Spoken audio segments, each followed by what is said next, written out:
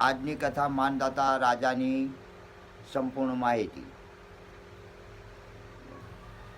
ऐसो न विद्या न तपो न दानम न ज्ञानम न शीलम न गुणो न धर्म ते मृत्युलोके भुवि भारभूता મનુષ્ય રૂપે મૃગ્યાશ્ચરંતી.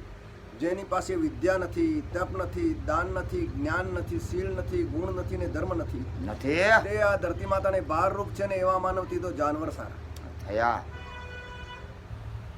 ઇક્ષ્વાકુ વંશની યાની કે સૂર્યવંશની 23મી પેઢીએ રાજા માનદાતા થઈ ગયા. બરોબર.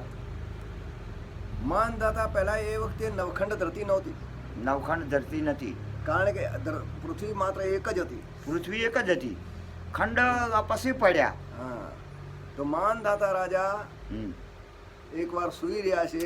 બરોબર. અને ત્યાં રાત્રિના પ્રહરે એક કુમારિકા એમની જોડે આવી. કુમારિકા આવી, એને માનદાતા રાજાને જગાડ્યા. જગાડ્યા અને કહ્યું કે રાજા ઉઠ, ઊભો થા, હું તને વરવા માંગુ છું. હા, હું તારા સાથે લગ્ન કરવા માંગુ છું. માનદાતા રાજાએ કહ્યું કે ભાઈ તું છે કોણ? તું છે કોણ? તારો પરિચય હાલ. પરિચય આપ. તો કે હું પૃથ્વી છું અને ધરતી છું અને તને વરવા માટે આવી છું. હા. માનદાતા રાજા કે હું વરવા માટે તૈયાર નથી. હા, કારણ કે હું વૃદ્ધ થાઉં. બરોબર. અને કદાચ મરી જાઉં. હા. હે? હા, તો તારું શું? તો તું મારો કેળો છોડી દે. હા. હે? હા. હું તો એવીના સાથે લગ્ન કરું કે જે મારા મર્યા પછી મારી પાછળ સતી થાય. સતી થાય. બરોબર. પૃથ્વીએ કહ્યું હું તને વરવા માટે તૈયાર છું. બરોબર. અને એક વાત કહું કે તારી અને મારી વય જો સરખી હશે, તારી મારી રાષ્ટ્રીય જોડી જોમશે અને વય સરખી હશે, તો હું તારી પાછળ સતી થાય. બરોબર. બરોબર. બરોબર. આમ કરતે વર્ષો વીતી ગયા. માનદાતા રાજા વૃદ્ધ થયા. બરોબર. આ પૃથ્વી એમના પાસે રહેવા માંડી.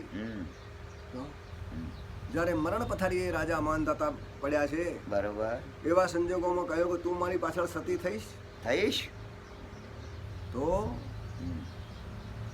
પૃથ્વીએ પોતાનું કુમારિકાનું રૂપ પાછું ધારણ કર્યું કે હે રાજા, તારી ને મારી વય હાલ સરખી છે.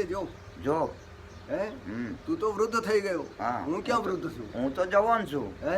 હા, મારે તો 4 મહિના સોટા પડે તો મારી જવાની અલગ જ આવી જાય છે વરસાદમાં. તો માનદાતા રાજાને ક્રોધ ચડ્યો.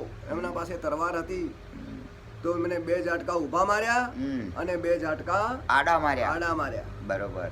આ 4 ઝટકાના કારણે પૃથ્વીના 9 ખંડ થઈ ગયા.